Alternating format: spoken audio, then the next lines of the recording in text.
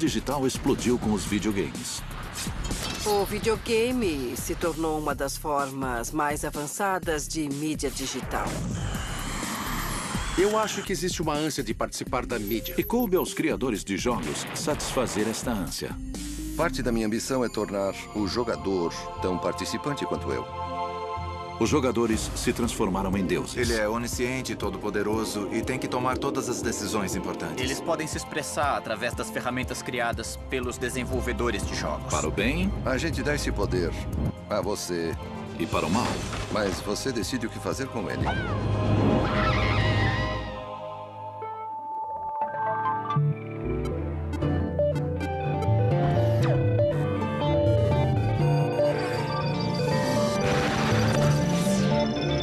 A era do videogame. 1958. William Higginbottom distraía os visitantes com seu osciloscópio no laboratório Brookhaven, em Nova York. Tênis para Dois foi o primeiro jogo de computador e deu início a uma indústria que, nos anos 80, entreteria milhões. Eu acho que em vários jogos, nos primeiros videogames, as influências culturais mais importantes vinham da época. Quando a gente se lembra como foi o período de 80 a 85, todo mundo estava preocupado com os mísseis balísticos intercontinentais e a corrida armamentista.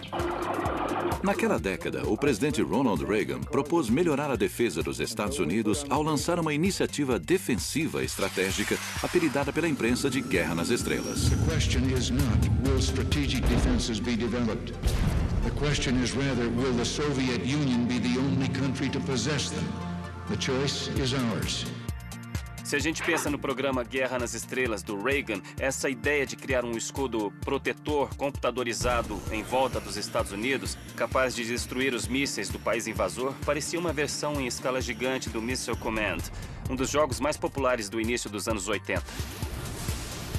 O jogo literalmente mostrava os mísseis chegando e você precisava bloquear os mísseis balísticos intercontinentais. Eu acho que isso era um reflexo da época.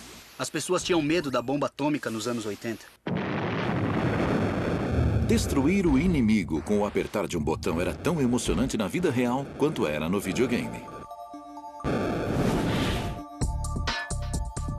Hoje em dia, sabemos que o programa Guerra nas Estrelas fazia parte de um plano maior. Segundo os historiadores da era Reagan, ele contribuiu para o fim da Guerra Fria, porque foi investido tanto dinheiro em tecnologia que a corrida armamentista chegou a um ponto em que a União Soviética não podia mais financiar. Então ruiu. O fim da Guerra Fria e o desaparecimento de um velho inimigo também marcou o início de uma nova era no videogame. Os designers poderiam explorar outros cenários além das guerras e conflitos. A primeira geração de fãs de videogames tinha agora uma visão diferente do mundo. Por isso, designers emergentes como Peter Molyneux trouxeram uma nova perspectiva ao videogame em que o jogador dava o toque divino. Olha, vou ser sincero com você. O motivo verdadeiro da ideia de brincar de Deus veio da minha incompetência como programador. Porque existe uma coisa que todo programador sabe fazer, que se chama navegação.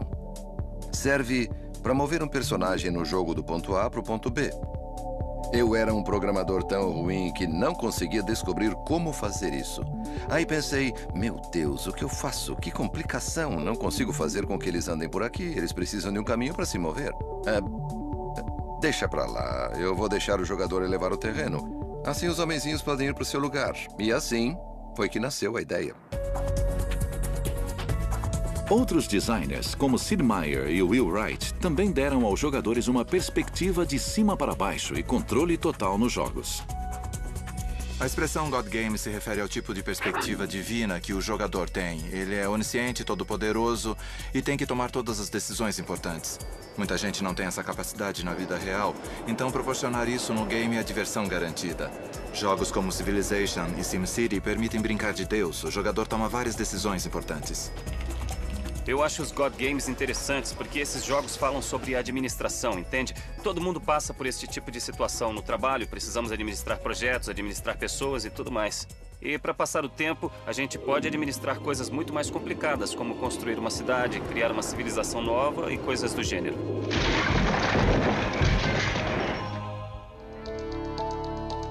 Os God Games permitem que as pessoas vivam suas fantasias mais loucas. Mais do que isso, a habilidade de ser Deus dá ao jogador a sensação de poder supremo, já que ele pode fazer escolhas que os outros jogos nunca haviam permitido até então. Mas os verdadeiros deuses são os designers que criaram esses mundos. E o primeiro passo foi construir uma cidade.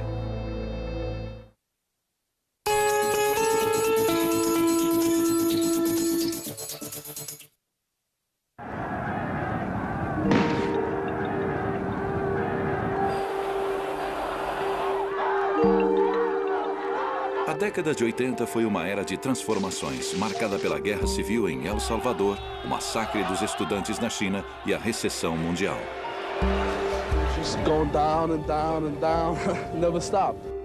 A década também testemunhou a queda da cortina de ferro. Mr. Gorbachev, open this gate. Os comunistas perderam para os capitalistas. E o muro que havia mantido milhões de pessoas sob ameaça durante mais de 40 anos finalmente havia caído.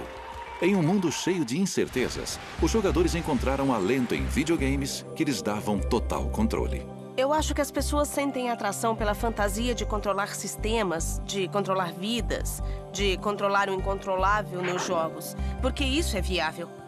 Não é? Na nossa vida existem tantos fatores que já são difíceis de entender, quanto mais de controlar. Enquanto o medo do Império Maligno se enfraquecia no mundo real, os videogames ampliavam a narrativa clássica do bem contra o mal em games cujas histórias tinham finais mais abertos, como SimCity, de Will Wright. Eu me lembro da época do lançamento. Eu não conseguia imaginar uma ideia mais chata para um jogo. Você podia simular, e isso já parecia chato, o incrível processo de povoar e desenvolver um ambiente urbano. E não tinha nada mais desinteressante do que isso. Parecia uma matéria de faculdade ou alguma coisa do gênero. Mas é claro que o Will é um gênio. O mais interessante do SimCity é a sua origem. Em 1984, Will Wright criou seu primeiro videogame chamado Raid on Bungling Bay, que até hoje ele considera um jogo idiota de bombardeio. SimCity evoluiu a partir de Bungling Bay. Para poder desenhar as ilhas do jogo, bolei um programa que me dava mobilidade para criar esse mundo. Eu construí um mundo que o jogador sobrevoava para bombardear, mas achei o processo de criação mais divertido do que o jogo em si. Por isso, eu resolvi aproveitar as ferramentas que eu havia inventado para mim mesmo e desenvolvi até chegar ao SimCity. Enquanto isso, novas regras políticas estavam se desenvolvendo no mundo, mas suas consequências demorariam a ser notadas. Por isso, videogames como SimCity ajudaram os jogadores a compreender melhor a complexidade mundial, permitindo que relações imediatas de causa e efeito fossem vistas no computador. Uma das coisas mais complicadas decorrentes das relações de interatividade e da imensidão do nosso mundo é que não dá para perceber as relações de causa e efeito. As pessoas votam, mas não sentem que têm voz ativa. As pessoas se esforçam para levar suas vidas de uma maneira ecologicamente correta, mas não chegam a ver os efeitos a longo prazo. É muito difícil perceber a relação de causa e efeito. E esses jogos satisfazem duas necessidades do jogador. A de participar de um sistema maior, mas também de controlar um sistema global muito amplo. Ao contrário da vida real, onde o progresso é penosamente lento e fadado à frustração, nos God Games, os resultados são dramáticos, reais e instantâneos. Esses jogos falam sobre a teoria do caos, sobre a emergência, sobre a ideia de que uma ação muito pequena pode ter consequências muito fortes. As escolhas que você faz no jogo determinam a aparência do game, o desenrolar dos acontecimentos e o resultado final. O sucesso de SimCity no final da década de 80 e início da década de 90 confirmou que os jogadores queriam jogos mais inteligentes. SimCity é considerado um jogo de pessoas inteligentes. Ele se tornou muito popular entre estudantes universitários no início dos anos 90. Eram pessoas que provavelmente não jogavam videogame desde a época do Atari, talvez do Odyssey, ou de fliperamas como Space Invaders e Pac-Man. Quando o SimCity foi lançado, eles provavelmente estavam na faculdade e tinham um computador para jogar. Muita gente que não se considerava fã de videogames voltou a ter interesse em jogos por causa do SimCity. Por isso é tão importante para a indústria do videogame ter jogos capazes de fazer isso. SimCity parecia um jardim virtual em que Wright havia plantado as sementes, mas cabia ao jogador cuidar do jardim. Os jogadores usavam as regras simples criadas por Wright e observavam as cidades crescerem. Parte da genialidade do Will Wright era saber como construir simulações para deixar as pessoas envolvidas. Colocar comida em uma placa de Petri e começar a observar as bactérias crescendo é um sistema emergente. Existem regras, você dá início ao processo e depois deixa as regras agindo até coisas complexas começarem a acontecer. De uma certa forma, eu gosto de jogos em que o jogador possa inventar o seu objetivo.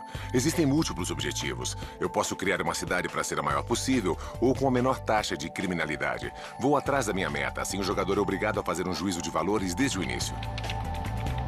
Os jogadores tinham o controle sobre o sucesso ou fracasso da cidade. Eles também tinham uma liberdade de escolha para tomar decisões que não seria possível na vida real. Depois que o entusiasmo com o fim da Guerra Fria passou, as pessoas se deram conta de uma lista interminável de problemas e complicações que não haviam previsto. A queda do Muro de Berlim causou muita euforia e felicidade. E as pessoas estavam dispostas a muitas coisas. Estavam dispostas a compartilhar e a ajudar. E também perceberam que existia uma série de problemas que precisava ser superada. A instalação do novo sistema político mudou tudo isso e cada vez foi aumentando mais o grau de insatisfação. Depois daquele momento de euforia, vieram os problemas políticos e principalmente os econômicos. Já não existia mais um eixo claramente definido entre o bem e o mal. E as pessoas precisavam decidir sozinhas o que era certo e o que era errado para o mundo. Foi o momento perfeito para Peter Molyneux lançar seu game Populous, em que os jogadores podiam explorar sua própria ética do ponto de vista de uma divindade. Quando Populous foi lançado, a época era muito apropriada. Havia muitas discussões sobre moralidade e o problema do Oriente Médio estava se agravando.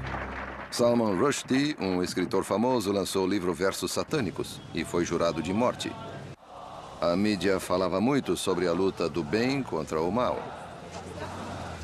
A fato é que o líder iraniano Ayatollah Khomeini decretou contra Salman Rushdie, espalhou terror pelo mundo e levantou debates sobre liberdade de expressão e religião. O videogame Populous de Molyneux caiu como uma luva para quem não sabia lidar com a liberdade recém-adquirida. Eu sempre tive uma certa obsessão, uma obsessão mesmo, de conseguir criar vida de alguma maneira dentro de um jogo.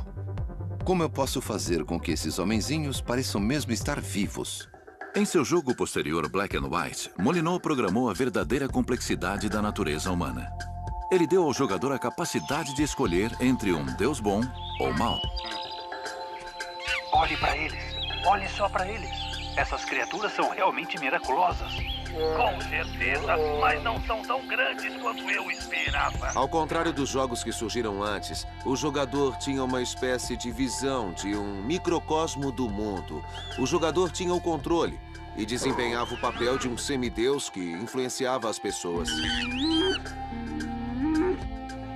Olha, nós vamos te dar esses poderes, mas você decide o que fazer com eles. Portanto, é você quem vai decidir qual é a mensagem moral, qual é o curso moral que quer tomar no jogo. Será que eu estou errado em te dar o poder para fazer alguma coisa? Ou você está errado em usar esse poder?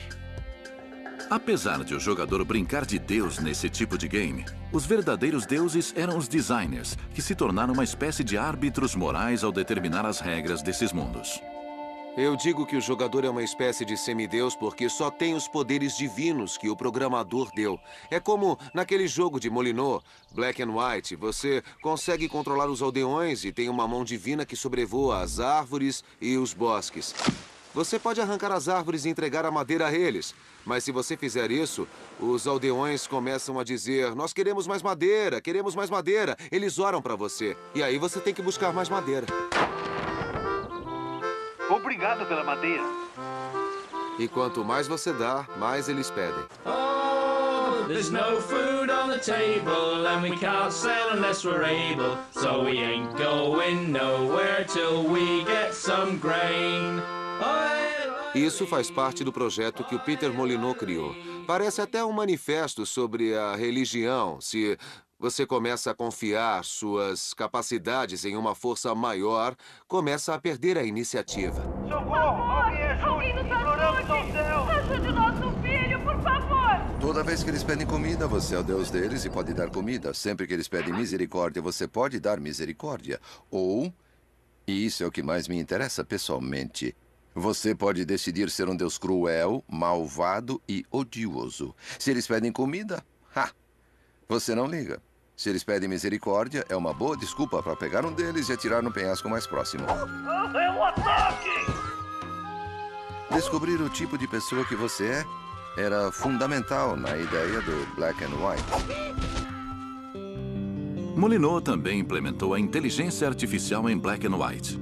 Este aplicativo havia sido usado pelos militares para prever a trajetória de aviões ou mísseis a partir das detecções de radar durante a Segunda Guerra Mundial. A corrida para desenvolver os computadores durante a Segunda Guerra Mundial envolvia cálculos balísticos.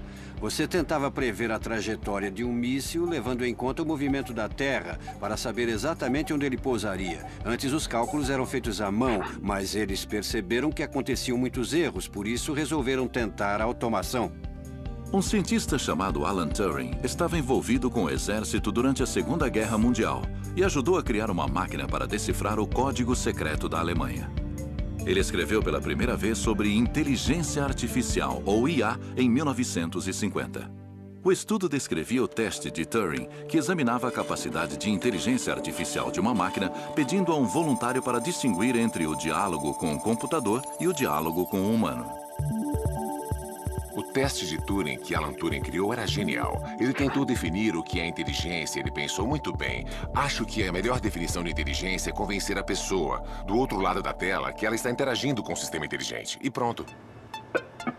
Os primeiros videogames eram muito simples, sem nenhum tipo de IA, apenas reagiam a um comando.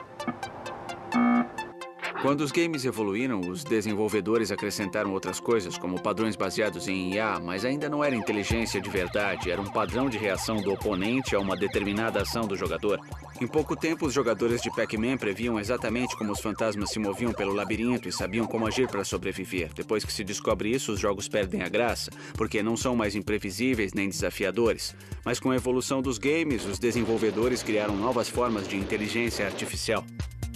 A IA acontece na mente do jogador. Se ele está convencido de que o jogo se comporta de maneira inteligente, então o jogo é inteligente. Não importa o que acontece dentro do programa. Lá, as coisas são sempre mais simples do que se imagina. De um certo modo, é até uma espécie de truque. A gente trapaceia. Os games também trapaceiam com a inteligência artificial. Mas, sem sombra de dúvida, sem a inteligência artificial, até os jogos de tiro seriam muito mais fracos do que são hoje. A grande questão da inteligência artificial é a capacidade do jogo de reagir ao que você faz e não àquilo que eu programei. Em games como Black and White, os jogadores sentem-se poderosos, porque Molyneux dá as ferramentas não apenas para manipular os movimentos do personagem, mas também sua personalidade. Agora dê tapas movendo a sua mão rapidamente de um lado para o outro. Ele arquitetou a inteligência artificial das pessoas que realmente importam no jogo, com uma certa filosofia moral em mente, e elas se comportam com base em princípios éticos diferentes. Saudações, somos a sua consciência, bem e mal, yin e yang, branco e preto. Eu precisava de alguma coisa mais interessante do que cuidar de vários homenzinhos. Eu queria que existisse alguma coisa que fosse autêntica do jogador. Então inventei uma criatura mística. Uma criatura com grande inteligência artificial. Capaz de aprender a ser aquilo que você quer que ela seja.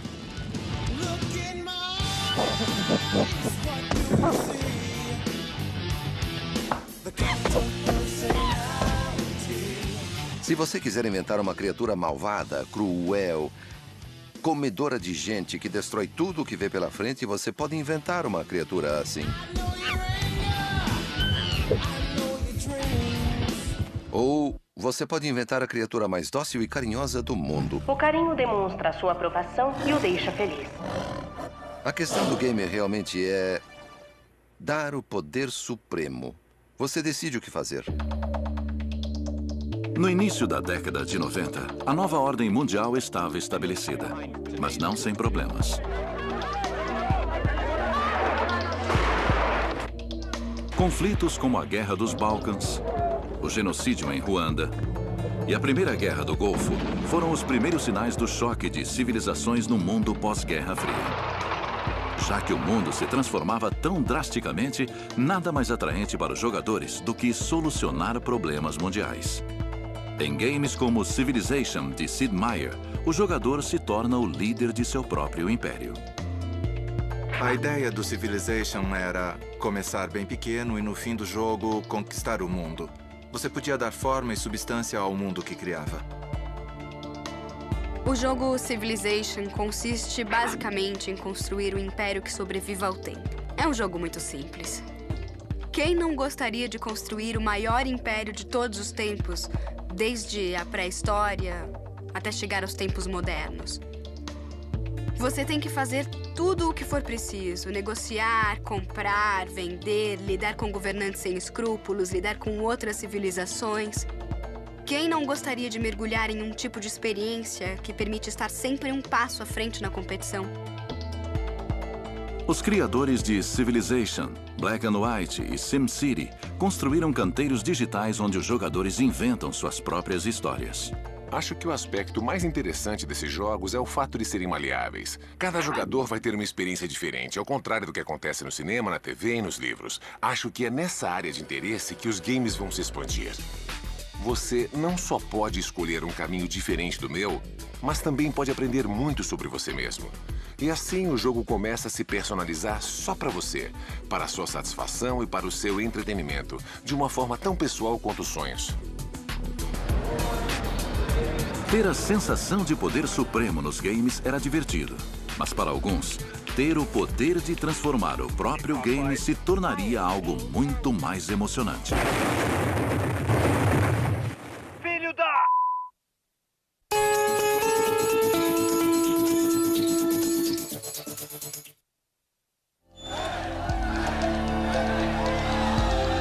O fim da Guerra Fria trouxe muita liberdade e oportunidades.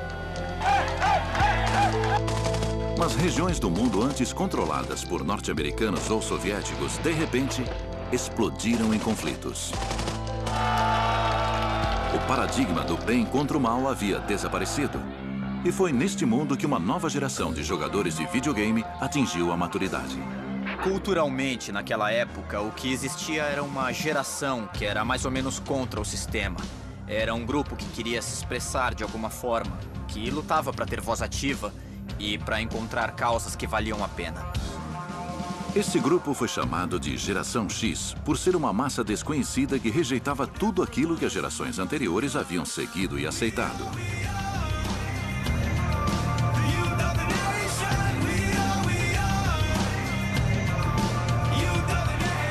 Letras com inquietude, misturadas a um toque de punk rock, definiram a música grunge, que se tornou o hino de uma geração à procura de sua própria identidade. Apesar de ter rejeitado o status, a Geração X, também conhecida como a terceira geração do videogame, não rejeitou a tecnologia. A primeira geração compreendia pessoas que curtiam o videogame como um passatempo. A segunda geração era de pessoas que consideravam os games como parte de sua cultura, da cultura do entretenimento. E só depois disso surgiu a terceira geração, que reconhecia sim os jogos como uma forma de arte, mas também como uma ferramenta de expressão. Mais do que tudo, era uma maneira de se expressar para o mundo. Antes da revolução do compartilhamento via peer-to-peer e de sites como eBay, Napster e MySpace, o videogame havia se tornado uma mídia que democratizava a criatividade, colocando o poder nas mãos do jogador. Uma coisa interessante nos anos 70 e 80 era a possibilidade de vários indivíduos criarem os games comerciais sozinhos.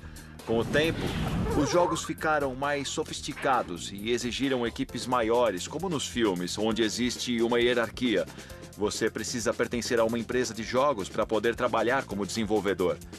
Mas o engraçado é que nos anos 90, as pessoas criaram ferramentas que faziam parte dos jogos. E o público que comprava esses produtos podia criar seus próprios games. Ninguém precisava ser funcionário de uma empresa de games, nem ter formação ou pertencer a um grupo seleto. Só precisava ter criatividade e o desejo, porque já existiam ferramentas disponíveis. A geração de hoje cresceu num ambiente de mídia diferenciado. A mídia é uma coisa maleável que eles esperam poder controlar. Querem fazer seus próprios CDs, seus próprios vídeos e até personalizar seus próprios jogos. Eu acho que os games, como mídia, vão se tornar um dos maiores exemplos de como os jogadores podem personalizar sua experiência. E, num certo sentido, até projetar seus próprios jogos. Uma pessoa pode começar como usuária de um game e, aos poucos, personalizá-lo mais e mais, até modificar radicalmente o jogo original, chegando ao ponto de criar seu próprio game. Hoje existe uma linha bem estreita separando o consumidor e o produtor de mídia. Antes existia um muro, os produtores desenvolviam a mídia para os consumidores do outro lado do muro. De muitas maneiras, nós descobrimos que esse é o potencial da revolução dos microcomputadores. É dar o poder, é devolver as ferramentas às pessoas, aos indivíduos, porque são essas pessoas que vão nos indicar as direções mais criativas e mais inovadoras. A internet cresceu muito e essas empresas também, graças à extensibilidade e à personalização que os usuários agregaram. Mas no começo, o que motivou esses caras a fazer tudo isso estava em sua própria natureza. Eles eram hackers. Enquanto algumas empresas de software desencorajavam os hackers e até moviam processos judiciais contra eles, fabricantes de jogos como a Electronic Arts do game The Sims encorajavam os jogadores a modificar o software e criar novos conteúdos, uma prática conhecida como modding. Com o crescimento de sites de relacionamento e de sites de vídeo como o YouTube e outros do gênero, é possível tirar proveito do desejo de criação das pessoas e ampliar as experiências de uma maneira que as empresas não conseguem. Custaria muito dinheiro para a Electronic Arts criar todos os tipos de móveis, roupas e acessórios que as pessoas querem ver no The Sims. Então, por que não fornecer as ferramentas para que a própria comunidade crie essas coisas? Sempre gostei dessa ideia. Nos meus jogos, sempre procurei dar aos usuários a possibilidade de serem mais criativos com aquilo que vem na tela. Eles criavam um mundo e esse mundo ganhava vida própria. Esse tipo de relacionamento entre jogador e mundo criado é a essência dos meus jogos preferidos. Muita gente ainda não teve acesso às ferramentas ideais. Os softwares têm que dar ferramentas cada vez melhores aos jogadores para que eles possam inventar com poucos cliques alguma coisa que lhes cause prazer e surpresa. Acho que todo jogador tem um quê de designer de jogos. Eu faria isso diferente, mudaria aquilo. Nos games modernos, a gente dá ferramentas que podem mudar as regras básicas do jogo. Você acrescenta mapas, cenários, unidades novas, como se estivesse criando sua própria versão do game. Dar esse poder ao jogador multiplica a diversão dos jogos. Você não está jogando o meu game, e sim um game que foi projetado por dezenas ou centenas de pessoas. Assim fica muito mais divertido. No final da década de 90, quase todo jogo de estratégia e combate do mercado vinha com um aplicativo de edição e ferramentas para personalizar cenários ou personagens. O pessoal podia construir as suas próprias missões, amadores, não profissionais. Podiam repassar para os amigos, que podiam repassar para outros amigos se gostassem da ideia. Assim, você tem como acrescentar conteúdos a um jogo já existente, com muito menos esforço do que se desenvolvesse um game sozinho. As pessoas começaram a modificar os cenários como queriam e muitas vezes escolhiam ambientações da Segunda Guerra Mundial, por exemplo. Aí as empresas de videogames seguiam as tendências, porque se havia uma quantidade de usuários tão grande modificando os produtos para um cenário da Segunda Guerra Mundial, essas modificações tinham que ser levadas em conta. Grande parte dos jogos mais violentos e que mais vendem no mercado é sobre a Segunda Guerra Mundial e simulações militares. A gente pode concluir que a Segunda Guerra foi muito patriótica e havia uma clareza moral. Todo mundo sabia quem eram os vilões e quem eram os mocinhos. Os fãs de games não vivenciaram a Segunda Guerra Mundial, mas era um conflito fácil de entender. Ao contrário da Guerra Fria, que havia terminado recentemente, foi uma batalha real com muitos heróis em jogo. O passado tinha alguma coisa de atraente, mas filmes como O Resgate do Soldado Ryan também influenciaram e eu acho que as pessoas consideram que essa foi uma guerra justa. E se você viu esses filmes ou teve um avô que lutou na guerra, nesse caso então você joga pensando, nossa, olha só o que eu estou fazendo, porque é quase a mesma coisa.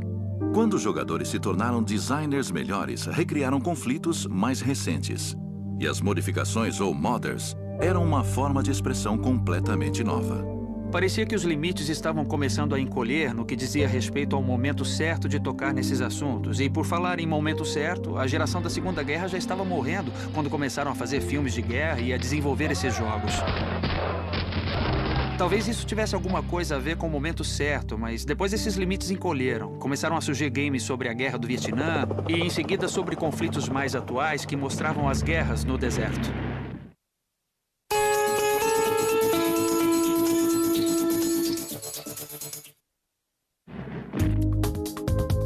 Por muito tempo considerada preguiçosa pelos pais, a geração X finalmente mostrou seu valor com a explosão da internet.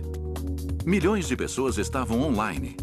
Aproveitando a tecnologia ao máximo e compartilhando habilidades, jogadores do mundo inteiro se organizaram em redes de milhões de usuários, todos empenhados em superar uns aos outros. É o conceito de comunidade. Existe uma imensa gama de pessoas criativas que jogam os games e criam os games. Acho que fica melhor desse jeito. Pessoas como Will Wright afirmam que no futuro 60% do conteúdo dos jogos não será feito por designers profissionais, mas por amadores que consomem esses jogos. Ele diz que os games modernos competem pelas comunidades e quem criar a comunidade mais criativa será o vencedor. Isso mostra uma mudança na maneira de ver os games, de produtos para experiências. As pessoas que fazem os jogos com certeza são designers inteligentes, é claro. Mas tem gente que está dedicando a vida a esse tipo de coisa e jogando durante tanto tempo que tem uma noção muito clara daquilo que gostaria que fosse mudado. Os modificadores têm muitas ideias em comum e fazem melhorias que a gente gostaria de fazer, mas que seria muito cansativo de consertar. Se a década de 80 representou o nascimento da indústria, na década de 90 os jogadores passaram a fazer parte dela. Apesar de os jogos darem naturalmente a sensação de poder, eram os designers que tinham a verdadeira autoridade. Mas os jogadores também queriam criar, tornando os games mais divertidos do que nunca. Às vezes, os usuários fazem modificações para pôr na internet bem melhores do que as fases originais do jogo. Isso é interessante porque quando a vida útil de um jogo começa a chegar ao fim, uma maneira de estender essa duração, o interesse pelo game e manter os ganhos financeiros, é deixar os jogadores inventarem fases novas. Para isso, eles precisam comprar uma cópia. Daí, podem mostrar a criatividade aos amigos. As empresas inteligentes começaram a apoiar as modificações e até começaram a contar com isso. Elas entram com arroz e feijão e deixam os modificadores inventarem as coisas novas. Na época, nós ficamos meio surpresos.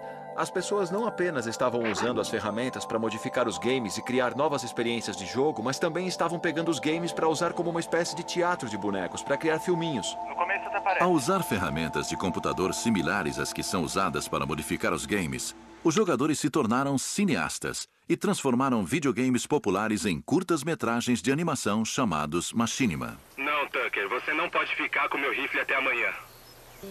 Machinima é uma forma de contar histórias usando videogame ou ambiente pré-renderizado. É uma espécie de filme.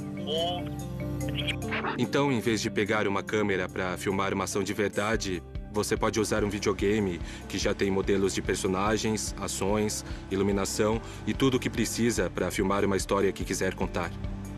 O que a gente faz é pegar uma mídia divertida e interativa, como o videogame, e tirar a parte interativa e divertida só para construir uma narrativa. Isso começou com o Doom, no final dos anos 90, e depois com o Quake. Os criadores do Quake inventaram uma ferramenta que gravava o jogo. Servia para mostrar como terminar uma fase mais depressa, como matar os monstros.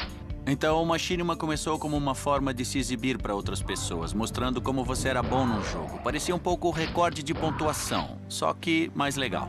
Sem qualquer experiência em programação de computadores, Bernie Burns e seus amigos Gus Sorolla e Jeff Ramsey fizeram um pequeno filme a partir de um grande videogame, Taylor. Ei, eles pararam de atirar. Por que está sussurrando? Eu não sei. Vê se o microfone está funcionando. Burns e seus amigos fizeram o filme no conforto do quarto de hóspedes de sua casa em Austin, no Texas. Eu era um cineasta independente fracassado. Eu trabalhava com informática em Austin e queria dar um jeito de continuar escrevendo e produzindo com regularidade para não perder a prática e exercitar essas habilidades. Mas como eu não conhecia ninguém talentoso, só conhecia o Gus e o Jeff, eu pensei, o que será que eu posso escrever e produzir para esses dois idiotas? Aí eu lembrei, bom, todos nós jogamos videogame, provavelmente dá para usar o videogame para animar algumas histórias e montar umas piadinhas. Não acredito que ele sobreviveu. Transformar os soldados do jogo Halo em astros do cinema foi fácil. E aí, como ficou? A minha ficou muito Ficou boa. bom. E eu posso filtrar a voz dele com um processo ultra secreto. Assim parece que ele está falando de dentro de um capacete. Não acredito que ele sobreviveu. Não acredito que ele sobreviveu. Viu? Essa é a magia do cinema. Porém, atender a demanda do público foi difícil.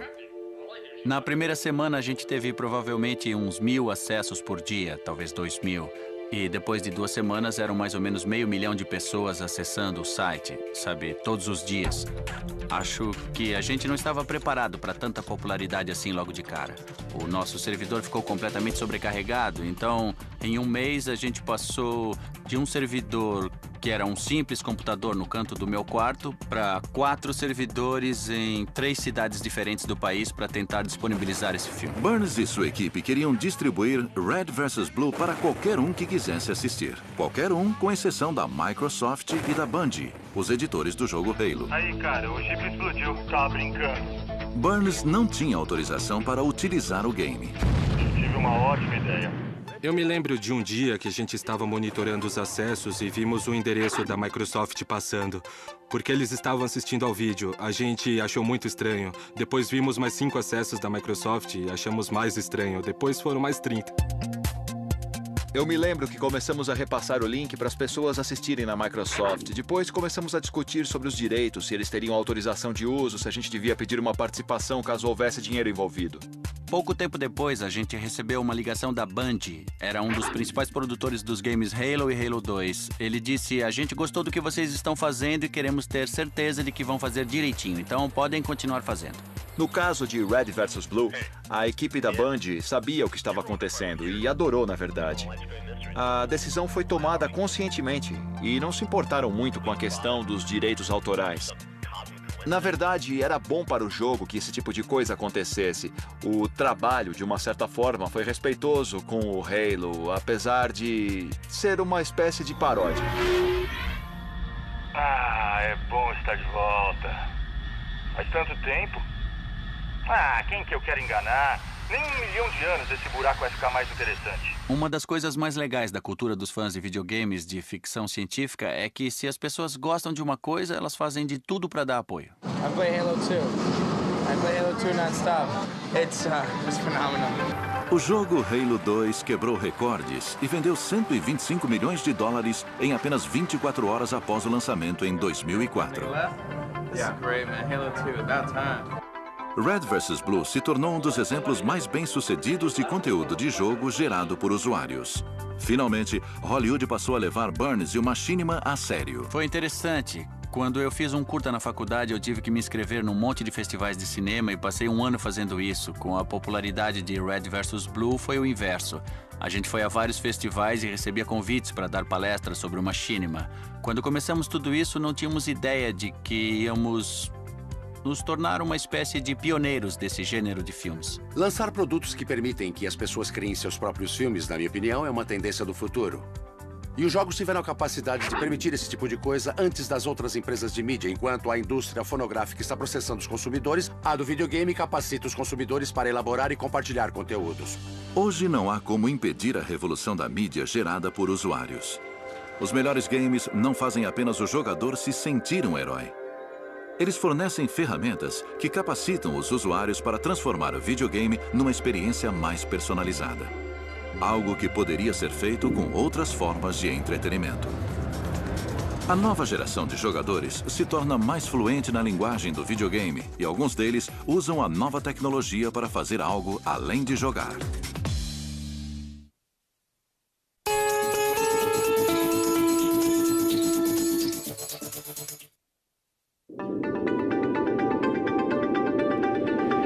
virada do milênio, a globalização econômica que havia começado na década de 90 se expandiu com a proliferação da internet e dos celulares.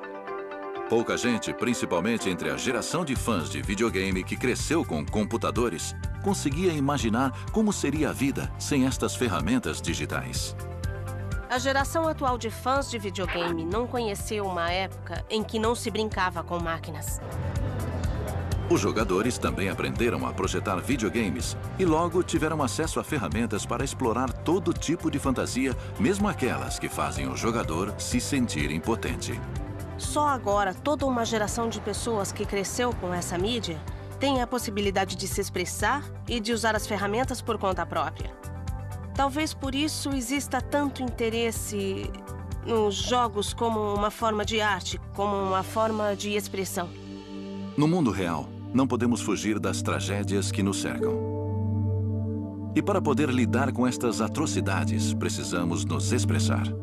Muitos encontraram alternativas depois de 11 de setembro. Tem gente que criou sites a respeito do assunto e tem gente que tirou fotografias. Todas essas formas de expressão são válidas. Alguns encontraram uma nova saída: os videogames. Apenas 2 anos após o atentado terrorista contra o World Trade Center, John Brennan e seus colegas de classe converteram o jogo Unreal Tournament 2003 em uma simulação da vida real chamada 9/11 Survivor. No processo de modificação para fazer o 9/11 Survivor, nós queríamos criar uma simulação de um evento recente. Queríamos saber como foi a experiência. Então, começamos a construir as torres e a acrescentar alguns elementos. Depois, empacamos em algumas coisas, não porque não conseguíamos fazer, mas porque eram coisas fascinantes e sinistras e queríamos ir a fundo. Como, por exemplo, as pessoas que pulavam pela janela para escapar do incêndio nos escritórios. Construir a simulação era o menos importante. O essencial era explorar o que havia de tão pungente em tudo aquilo, ou pelo menos mergulhar fundo com franqueza. Para ser sincero, nós ficamos intrigados com o que estávamos começando a sentir. O 9/11 Survivor coloca você na situação de uma pessoa que ficou presa dentro do World Trade Center no dia do atentado. Não é necessariamente um jogo, mas usa as tecnologias de jogos para explorar essa experiência. Quando conversei com os criadores, ficou claro que foi uma catarse para eles elaborar esse game depois daquele evento e ter que lidar com um imaginário não resolvido.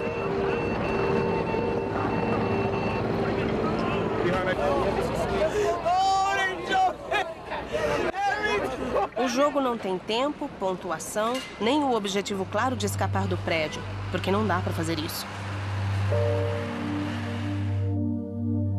O ponto de vista de uma pessoa impotente diante de uma situação horrível não é muito explorado nos jogos, e foi isso que mais chamou a atenção. Criar um ambiente e limitar a interação, permitindo apenas as escolhas que a pessoa teria na situação real. Eu achei que fazer isso era muito justo com as pessoas que foram vítimas de verdade. O que está em jogo é a sensação de impotência. Quais são as ações que eu posso tomar quando as minhas escolhas são tão reduzidas? E como se encontrar nessa situação pode criar emoções diferentes no jogador. Nós não estamos falando de uma fantasia de poder, estamos falando de uma fantasia empática sobre a sensação de impotência.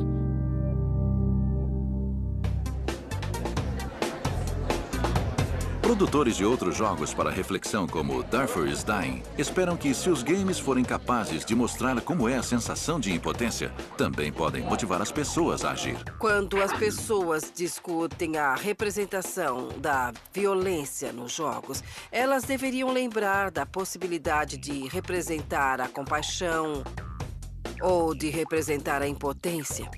E eu acho que fica claro, por exemplo, para as pessoas que jogam Darfur is Dying, que não é possível ver a situação de uma criança morrendo de sede e não fazer nada a respeito.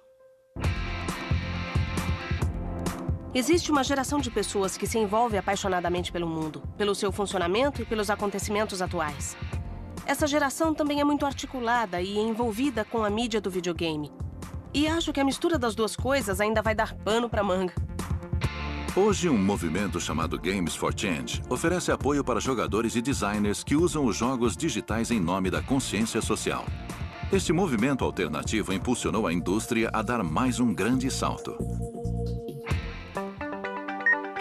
Apesar dos videogames terem começado como distrações experimentais, os designers e jogadores transformaram estes brinquedos digitais em um mundo além do entretenimento. E este mundo continua a mudar e a evoluir, mesmo quando a máquina está desligada.